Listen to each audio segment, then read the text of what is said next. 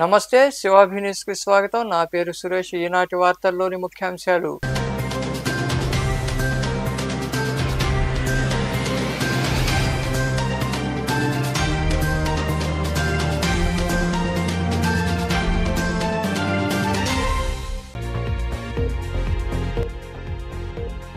వైద్యుల నిర్లక్ష్యం కారణంగానే బాలింత మృతి చెందిందని గూడూరులోని ప్రాంతీయ ఆసుపత్రి వద్ద ఆందోళన చేపట్టిన కుటుంబ సభ్యులు, బంధువులు. ట్రాఫిక్కు అంతరాయం కలగడంతో బాధితులకు సర్ది చెప్పిన పోలీసులు.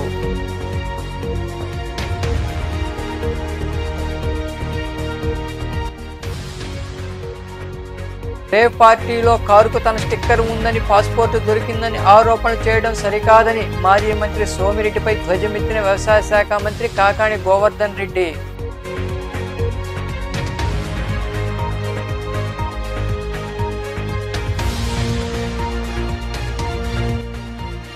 ఎన్నికల కౌంటింగ్ రోజు సంబరాలు వంటివి నిర్వహిస్తే కఠిన చర్యలు తీసుకుంటామని చిల్లకూరులోని అంబేద్కర్ కోడల ప్రాంతంలో స్థానికులతో మాట్లాడిన సీఐ వేణుగోపాల్ రెడ్డి.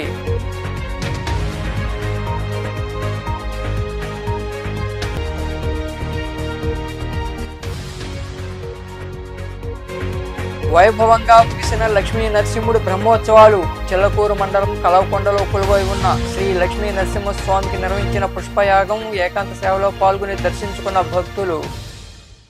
వైద్యం వికటించడంతో బాలింత మృతి చెందింది. కళ్ళు తెరవకముందే తల్లిని కోల్పోయింది. ఆ పసికూన చనిపోయిన విషయాన్ని వైద్యులు దాచిపెట్టారన్న కోపంతో ఆసుపత్రి ఎదుట బంధువులు ఆందోళనకి దిగారు. ఈ సంఘటన గూడూరు పట్టణంలోని ప్రాంతీయ ఆసుపత్రి వద్ద చోటు చేసుకుంది. గూడూరు 2వ పట్టణ పరిధిలోని అడవయ్య కాలనీకి చెందిన శ్రావణి కాన్పు కోసం ప్రాంతీయ ఆసుపత్రిలో చేరింది. మగబిడ్డకు ఆమె జన్మనిచ్చింది. శ్రావణి పరిస్థితి ఆందోళనకరంగా ఉందని వెంటనే నెల్లూరు ఆసుపత్రికి తీసుకెళ్లాలని వైద్యులు సూచించారు. వెంటనే కుటుంబ సభ్యులు, బంధువులు శ్రావణిని నెల్లూరుకు తీసుకెళ్లారు. అక్కడ పరీక్షించిన వైద్యులు అప్పటికే మృతి చెందిందని నిర్ధారించారు. ఆగ్రహానికి గురైన బంధువులు, కుటుంబ సభ్యులు మృతదేహంతో గూడూరు ఆసుపత్రికి చేరుకున్నారు. ఇక్కడే వైద్యుల నిర్లక్ష్యం కారణంగానే శ్రావణి చనిపోయిందని ఆందోళన చేపట్టారు. ప్రధాన రహదారి కావడంతో కొంతసేపు ట్రాఫిక్ అంతరాయం కలిగింది.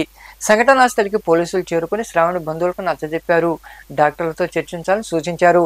అనంతరం మృతురాలి భర్త మాట్లాడుతూ డాక్టర్ల నిర్లక్ష్యం వల్లే తన భార్య మృతి చెందిందని ఆవేదన వ్యక్తం చేశారు. బిడ్డ పుట్టిన తర్వాత బాగానే ఉంది, ఇబ్బంది లేదన్నారు. మళ్ళీ ఉండి నువ్వు పోయేసి పురుగు పుట్టారు, నీకు ఇబ్బంది లేదు, బాగానే ఉంది అన్నారు. అబ్బాయిని తీసుకుని పోవాలి, ఊపిరితిత్తులు రావటం లేదన్నారు. మళ్ళీ వచ్చేకాడికి నెల్లూరు తీసుకెళ్ళండి, నెల్లూరు తీసుకెళ్తే బతుకుతుంది. అమ్మాయి ఎక్కడే చచ్చిపోయింది, నేను ఇక్కడ చూసి శవం అయిపోయినది తీసుకెళ్ళమని చెప్పాను. నేను మాదేం తప్పులేదు, మీరు పోయి కాబట్టి అక్కడ పోయి మాట్లాడుకోండి అన్నాడు కట్టన్నాడు నెల్లూరులో. తర్వాత నేను ఇప్పుడు వచ్చేవాళ్ళకి వాళ్ళు ఇప్పుడే తీసుకొచ్చారు ఆ అమ్మాయిని కూడా. అమ్మాయి పేరు ఏం పేరు? మీ భార్య పేరు ఏం పేరు? శ్యామండి ఆయన. ఎట్టా ఇంతకు ముందు కూడా ఎట్టే జరిగింది ఇక్కడ, ఇంతకు ముందు ఎట్టే జరిగి ఎట్టే చేశాను నేను, మళ్ళీ ఎట్టే చేశాను. మళ్ళీ అటు ఎంతమంది చంపుతున్నారు వాళ్ళు. గవర్నమెంట్ హాస్పిటల్ ఒక పేరే కానీ కానుక తీసుకుపోయిన వాళ్ళు ఎప్పుడు చేయలేప్పుడు తరివేయాల. కడుపు దగ్గర పేరు దగ్గర అర్థం కాల. ఆ అమ్మాయి బాగా పోయి ఆడలు ఎవరు రాకపోయారు, భార్య భర్త వచ్చేలాప్పుడు పని చేసుకోవాలి. డాక్టర్ పేరు ఏంది అర్థం కాలేదు. డాక్టర్ పేరు ఏంద్రా? అమ్మాయి అక్కడికి తీసుకెళ్ళిపోండి అన్నారు. ఆడికి తీసుకుపోతే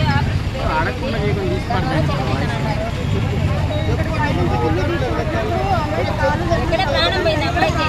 కానీ వాళ్ళు మీద కేసు అయిపోయిందని అక్కడికి ప్రయాణం చేశారు. జూన్ 4న జరిగే ఎన్నికల కౌంటింగ్ సందర్భంగా ఎవరైనా నిబంధనలు అతిక్రమిస్తే కఠిన చర్యలు తప్పవని సీఐ వేణుగోపాల్ రెడ్డి హెచ్చరించారు.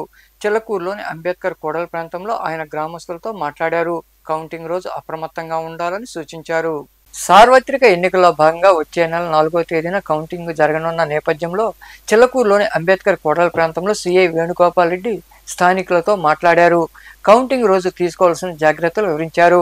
ఎక్కువ మంది గుమికూడడం వంటివి జరగరాదన్నారు. ఎన్నికల పోలింగ్ రోజున చిల్లకూరులో వివాదాలు చోటు చేసుకున్న నేపథ్యంలో ఆయన స్థానికులకు అవగాహన కలిగించారు. ఈ సందర్భంగా సీఐ వేణుగోపాల్ రెడ్డి మాట్లాడుతూ 144 సెక్షన్ అమల్లో ఉందని, నిబంధనలు ఎవరైనా ఉల్లంఘిస్తే కఠిన చర్యలు తీసుకుంటామన్నారు. కౌంటింగ్ రోజు సంబరాలు జరుపుకోవద్దని, ఎవరైనా సంబరాలు జరుపుకునేందుకు బయటకు వస్తే కేసులు నమోదు చేస్తామని ఆయన వివరించారు. శివాభి ఛానల్ ద్వారా గూడూరు ప్రజలకి తెలియజేయింది ఏమనగా, రేపు ఎస్పీ సార్ యొక్క ఆదేశాల మేరకు ప్రతి గ్రామం కూడా మేము తిరిగి అవేర్నెస్ కల్పిస్తున్నాము. ఎందుకంటే రాబోయేది 4వ తారీఖు కౌంటింగ్ ఉంది. ఎవరు కూడా ఆవేశాలకు లోను కాకుండా ఎవరు కూడా ప్రశాంతంగా వాళ్ళ ఇళ్లలోనే ఉండాలా. ఇప్పటి నుంచి కూడా 144 అమల్లో ఉంది. ఎవరు పిలిచినా కానీ వెళ్ళకూడదు. ఏదంటే టీవీల ముందు చూసుకోవటం ఉండటమే కానీ అనవసరంగా రోడ్ల మీదకి వచ్చి గొడవలు అయితే మటుకు పోలీస్ యాక్ట్ అమల్లో ఉంది. కేసులు కూడా నాన్ బెయిలబుల్ కేసులు పెట్టడం జరుగుతుంది. కాబట్టి దయచేసి అందరూ కూడా పోలీసు సహకరించి మేము విస్తృతంగా ప్రతి గ్రామంలో కూడా తిరిగేసి అవేర్నెస్ కల్పించడం జరుగుతుంది పోలీస్ శాఖ తరఫున. కాబట్టి దయచేసి ప్రజలు బెంగళూరులో నిర్వహించిన రేవ్ పార్టీలో ఓ కారుకు తన స్టిక్కర్ ఉందని, నా ఆధ్వర్యంలోనే పార్టీ జరిగిందని సోమిరెడ్డి ఆరోపణలు చేశారని వ్యవసాయ శాఖ మంత్రి కాకాని గోవర్ధన్ రెడ్డి తెలిపారు. నెల్లూరులోని పార్టీ కార్యాలయంలో మంత్రి కాకాని మాట్లాడుతూ బ్లడ్ శాంపిల్ ఇచ్చేందుకు సిద్ధం కావాలని సోమిరెడ్డికి సవాల్ చేశా. కారులో దొరికిందని చెబుతున్న పాస్పోర్ట్ ఎవరి దగ్గర ఉంది? సోమిరెడ్డి దగ్గర ఉందా? కర్ణాటక పోలీసుల వద్ద ఉందా? అన్న వాటికి ఆయన సమాధానం చెప్పాలని డిమాండ్ చేశారు. ఇటీవల బెంగళూరులో జరిగినటువంటి రేవ్ పార్టీకి సంబంధించి అక్కడ ఒక కారుకి నా ఎమ్మెల్యే స్టిక్కర్ ఉంది అని దాని మీద కొన్ని కథనాలు రావడం జరిగింది మీడియాలో. అయితే దాని పరాకాష్ఠగా నా ప్రత్యర్థి చెప్పుకోవడానికి కూడా నాకు సిగ్గుగా ఉంటుంది. సోమిరెడ్డి దాని మీద ఒక మీడియా సమావేశం ఏర్పాటు చేసి కొన్ని వ్యాఖ్యలు చేయడం జరిగింది. ఆయన చెప్పినటువంటి దాంట్లో ప్రధానంగా రేవ్ పార్టీ నాకు సంబంధించినటువంటి వాడు నాకు అనుసంధానంలో జరిగింది. ఎక్కడైతే రేవ్ పార్టీ జరిగిందో దానికి సంబంధించినటువంటి గోపాల్ రెడ్డి అనేటువంటి వాడు నాకు మంచి మిత్రుడు. దానితో పాటు నా పాస్పోర్ట్ అక్కడ దొరికింది. ఇవన్నీ ఆధారాలు దొరికిన తర్వాత వీటికి సంబంధించి అనుమానాలు రేకెత్తుతున్నాయని చెప్పి మాట్లాడడం జరిగింది. నేను ఆ రోజు నెల్లూరులో అందుబాటులో లేను, హైదరాబాద్లో ఉన్నా. వెంటనే హైదరాబాద్లోనే విలేకరుల సమావేశం పెట్టి నా మీద ఏదైనా సరే ఒక్క ఆధారమైనా నువ్వు రుజువు చేయి అని చెప్పి ఛాలెంజ్ విసరడం జరిగింది. దాంతోపాటు ఎవరికి ఏ అలవాట్లు ఉన్నాయనేటువంటిది ప్రజలకు తెలియాలి. కాబట్టి ఒకసారి నీ బ్లడ్ శాంపిల్ నా బ్లడ్ శాంపిల్ 2 ఇస్తే మనలో ఎవరు త్రాగుతారు ఎవరు తిరుగుతారు అనేటువంటి దాని మీద ఒక స్పష్టత వస్తుంది. డ్రగ్స్ ఎవరు వాడతారు, మందు ఎవరు కొడతారు అనేటువంటి దాని మీద ఒక స్పష్టత వచ్చేటువంటి అవకాశం ఉంటుంది. కాబట్టి నువ్వు బ్లడ్ శాంపిల్స్ ఇవ్వడానికి సిద్ధంగా ఉన్నావా అని చెప్పి ప్రశ్నించడం జరిగింది. దేనికి సమాధానం చెప్పలేదు. ఈరోజు నేనే ప్రజా జీవితంలో ఉండేటువంటి వాడు ఇటువంటి వెధవలు ఏదన్నా బురద చల్లినప్పుడు దానికి సంబంధించి ప్రజలకి సరైనటువంటి నిర్దిష్టమైనటువంటి సమాధానం చెప్పాల్సినటువంటి అవసరం ఉంటుంది. కాబట్టి అందులో భాగంగా నా పాస్పోర్టు కారులో లభ్యమైంది అని అన్నారు. దాని ఆధారాలు చూపించమన్నా. ఇదిగో ఇది నా పాస్పోర్ట్. నాకు సంబంధించినటువంటి పాస్పోర్ట్ మొన్న హైదరాబాద్లో లైవ్లో చూపించాను నెల్లూరు నుంచి. ఈరోజు నేరుగా చూపిస్తున్నా. దీనికి సంబంధించినటువంటి పాస్పోర్ట్ నాది. ఇది నా పాస్పోర్ట్ నా దగ్గర ఉంది. నీ దగ్గర నువ్వు చెప్పినట్టుగా సోమిరెడ్డి చెప్పినట్టుగా దొరికినటువంటి పాస్పోర్ట్ ఎక్కడుందో చూపించాలా. కర్ణాటక పోలీస్ దగ్గర ఉందా, నీ దగ్గర ఉందా, నీ దగ్గర ఉండేటువంటి సాక్ష్యాలు ఏంది, నీ దగ్గర ఉండేటువంటి ఆధారాలు ఏంది? ఎందుకంటే పాస్పోర్ట్ లభ్యమైంది అని నువ్వే అన్నావు. నా దగ్గర నా పాస్పోర్ట్ ఉంది అంటే దొంగ పాస్పోర్ట్ ఉందా ఏముందనేటువంటిది దాని మీద స్పష్టత తేలాల్సినటువంటి అవసరం ఉంది. కాబట్టి ఇదిగో ఇది నా పాస్పోర్టు, దీనికి సమాధానం చెప్పు.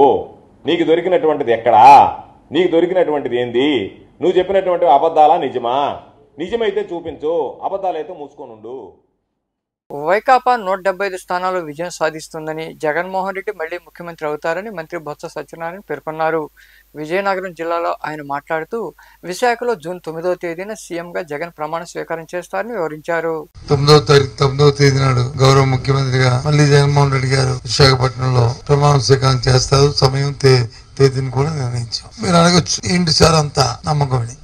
ఎస్, 5 సంవత్సరాలు ఏదైతే ప్రజలతో మమేకమై ప్రజా అవసరాలు ఏమున్నాయో వాటికి అనుగుణంగా వారి జీవన ప్రమాణాలు పెరిగే విధంగా చేసిన ప్రతి కార్యక్రమం, తీసుకున్న ప్రతి నిర్ణయం వారి తాలూకా ఆర్థిక పరిస్థితి మెరుగుపడమే కాకుండా సమాజంలో సంఘంలో ఒక గౌరవాన్ని కూడా ప్రతి సామాన్య పౌరుడికి వచ్చింది. ముఖ్యంగా మహిళలకి పెద్ద ఎత్తున అభిమానాన్ని గత ప్రభుత్వంలో చంపుకునే పరిస్థితులు ఉండేవి. ఇప్పుడు వాళ్ళకి ఆ పరిస్థితులు లేకుండా ఆత్మభావం పెంపొందించుకుంటూ వారి పిల్లల్ని చక్కగా చదివించుకునే పరిస్థితులతో పాటు వారి విధానంలో కూడా మార్పులు వచ్చాయి. ఇది మాటల్లో కాదు, ఏ సూచిక తీసుకున్నా అన్ని సూచికలు కూడా ఇంతకుముందు దేశంలో 17, 18, 19 స్థానాలు ఉన్న జీడిపి కానీ పర్ క్యాపిటల్ ఇన్కమ్ కానీ, లేదు పావర్టీలో ఉన్న రిజర్వేషన్ కానీ అన్నీ కూడా ఇప్పుడు 3, 4, 5 స్థానాల్లోకి రాష్ట్రం రావడం అనేది గొప్ప పరిణామం. గుంటూరు జిల్లా మంగళగిరిలో కొలువై ఉన్న శ్రీ పానకాల లక్ష్మీ నరసింహస్వామిని సుప్రీంకోర్టు న్యాయమూర్తి జస్టిస్ సిటీ రవికుమార్ దంపతులు దర్శించుకున్నారు. ఆలయం వద్దకు చేరుకున్న జస్టిస్ రవికుమార్కు ఆలయ అర్చకులు ఈవో రామకోటిరెడ్డి ఘన స్వాగతం పలికారు. ఆలయ మర్యాదలతో స్వామివారి దర్శనం కల్పించారు.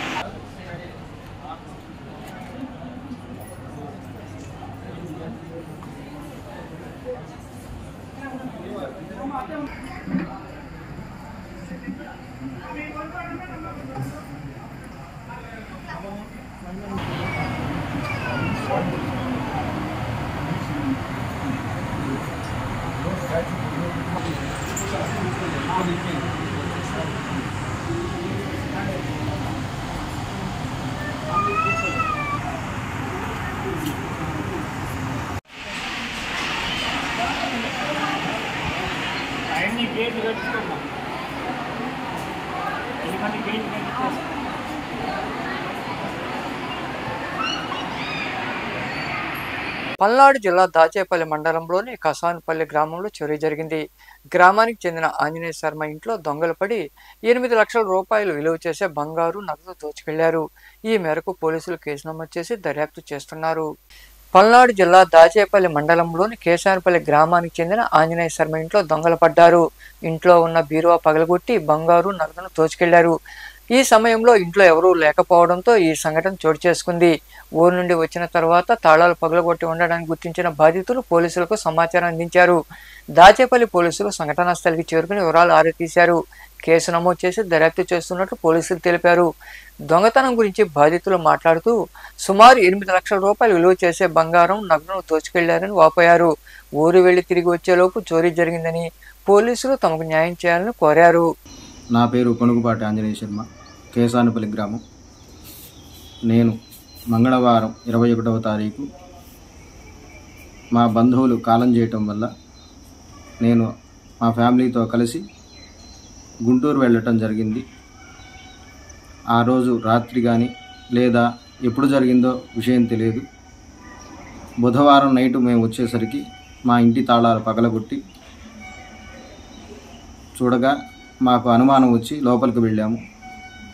మా బీరువా అంతా కూడా గందరగోళం చేసి దానిలో ఉన్నటువంటి విలువైనటువంటి బంగారం 8 లక్షల రూపాయల దాకా బంగారం, 45,000 రూపాయల దాకా డబ్బులు దొంగిలించడం జరిగింది. కాబట్టి పోలీసు వారు, మీడియా వారు మాకు సహకరించి మాకు తగిన న్యాయం చేయవలసిందిగా కోరుతున్నాం. గూడూరు పట్టణంలోని కరణాల వీధిలో వెలిసిన శ్రీ చెన్నకేశవ స్వామి బ్రహ్మోత్సవాలు అత్యంత వైభవంగా జరుగుతున్నాయి. బ్రహ్మోత్సవాల్లో భాగంగా శుక్రవారం రాత్రి స్వామి అమ్మవార్లను విశేషంగా అలంకరించి ప్రత్యేక పూజలు చేశారు. అనంతరం చెన్నకేశవ స్వామి కళ్యాణం వైభవంగా జరిగింది. భక్తులు అధిక సంఖ్యలో పాల్గొని స్వామి అమ్మవారిని దర్శించుకుని తీర్థప్రసాదం స్వీకరించారు. ఉభయదాతలుగా కోడూరు మేరారెడ్డి, కల్పలత దంపతులు వ్యవహరించారు. దేవాదిదేవుని బ్రహ్మోత్సవం శ్రీ చెన్నకేశవ స్వామి బ్రహ్మోత్సవం పూలతో పాలతో అభిషేకమందుకొని తేజస్వరూపుడై ఊరేగుతున్నట్టి దివ్యమంగళకరుని బ్రహ్మోత్సవం శ్రీ చెన్నకేశవ స్వామి బ్రహ్మోత్సవం దివ్యమంగళకరుని బ్రహ్మోత్సవం శ్రీ చెన్నకేశవ స్వామి బ్రహ్మోత్సవం.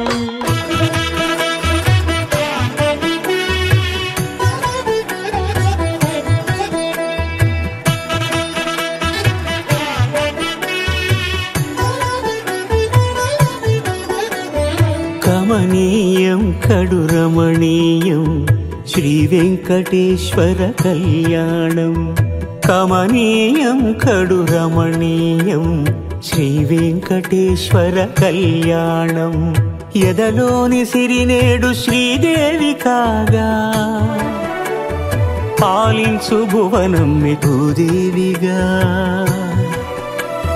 కమనీయం కడు రమణీయం శ్రీ వెంకటేశ్వర కళ్యాణం.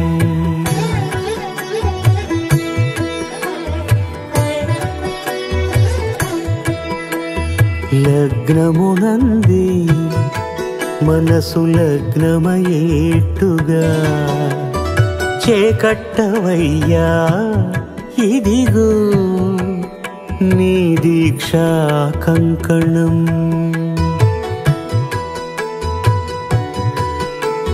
సిరులాలి వేడికి మరుల పూబోనికి కట్టవయ్య స్వామి దీక్షా కంకణం.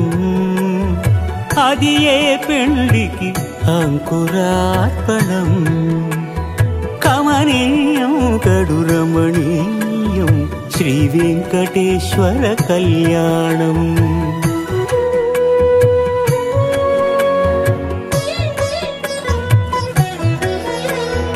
అటుకులు తేనెయు కలిపి అనురాగము రంగరించి. అటుకులు తేనెయు కలిపి అనురాగము రంగరించి. పేరుగన్న పెరుమాళ్లకు పెదవి తీపి చేయరే. అన్నుల మిన్నల ముద్దుకు నేడు అలమటించు స్వామి పెదవి తీపి చేయరే.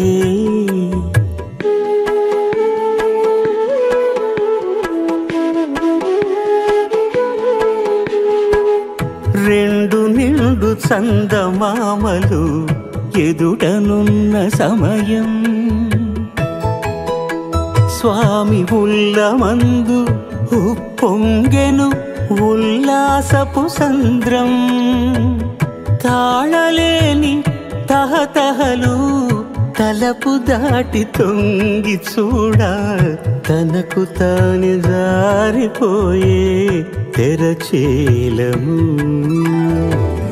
తరలి తరలి తానే వచ్చే సుముహూర్తపు ఆ శుభ సమయం.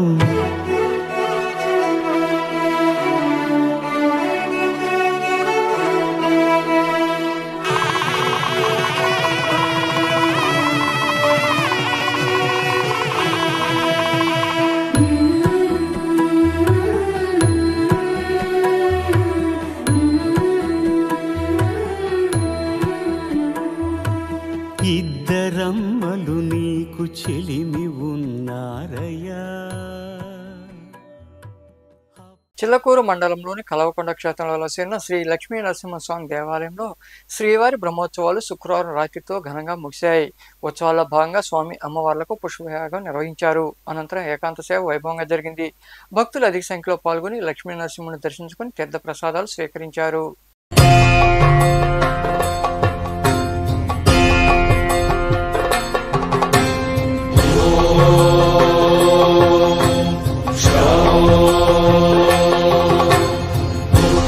వీరం మహావిష్ణుం జ్వలంతం సర్వతోముఖం నరసింహం భీషణం భద్రం మృత్యోర్మృత్యుం నమామ్యహం స్వాహా.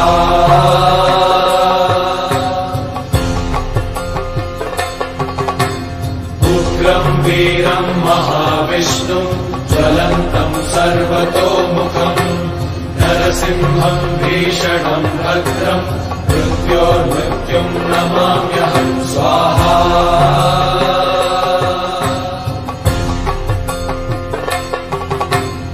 ఉగ్రం వీరం మహావిష్ణుం జ్వలంతం సర్వతోముఖం నరసింహం భీషణం భద్రం మృత్యోర్మృత్యుం నమామ్యహం స్వాహా. ఓజిలి గ్రామ పంచాయతీలో కొలువై ఉన్న గ్రామ దేవత నాగార్పమ్మ జాతర మహోత్సవం వైభవంగా జరుగుతోంది.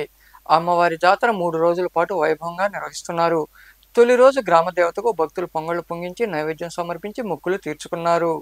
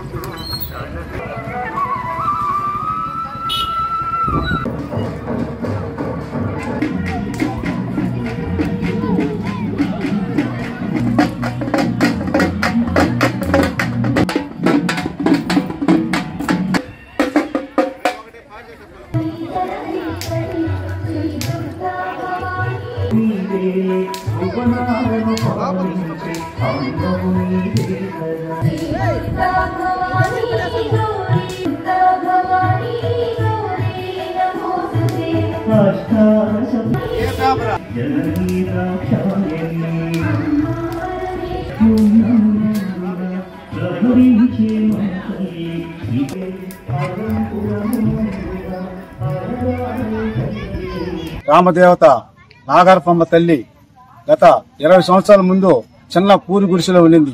వర్షానికి తడుస్తూ ఎండకి ఎండుతూ చిన్న పూరి గుడిసెలో ఉంటే అప్పుడు గ్రామస్తులందరూ కలిసి 20 సంవత్సరాల క్రితం చందాలు వేసుకుని ఈ గుడి నిర్మాణం జరిగింది. అప్పటి నుంచి కూడా ప్రతి సంవత్సరం మే నెలాఖరులో మేము 3 రోజులు ఈ అమ్మవారి ఉత్సవాలు చేస్తాం.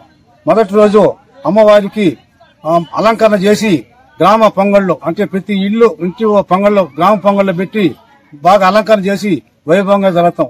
అదేవిధంగా రెండో రోజు రేపు రాత్రి మామూలుగా గ్రామోత్సవం ఉంటుంది. గ్రామోత్సవంలో కూడా ప్రతి ఇంటికి ప్రతి ఈది తిరిగినప్పుడు ప్రతి ఇంటికాడ కూడా వాళ్ళు కోళ్లు గాని పొట్టేళ్లు గాని ఓళ్ళు అదేవిధంగా ఓళ్ళు నైవేద్యం ఇచ్చడం జరుగుతుంది.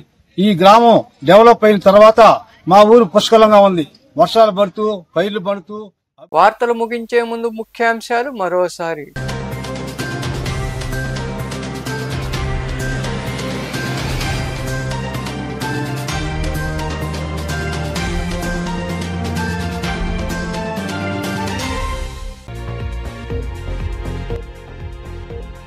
వైద్యుల నిర్లక్ష్యం కారణంగానే బాలింత మృతి చెందిందని గూడూరులోని ప్రాంతీయ ఆసుపత్రి వద్ద ఆందోళన చేపట్టిన కుటుంబ సభ్యులు, బంధువులు. ట్రాఫిక్కు అంతరాయం కలగడంతో బాధితులకు సర్ది చెప్పిన పోలీసులు.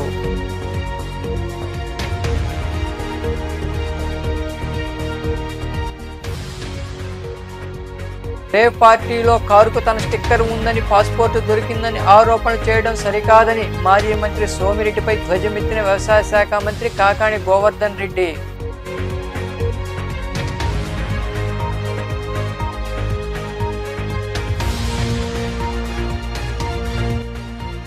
ఎన్నికల కౌంటింగ్ రోజు సంబరాలు వంటివి నిర్వహిస్తే కఠిన చర్యలు తీసుకుంటామని చిల్లకూరులోని అంబేద్కర్ కోడల ప్రాంతంలో స్థానికులతో మాట్లాడిన సీఐ వేణుగోపాల్ రెడ్డి.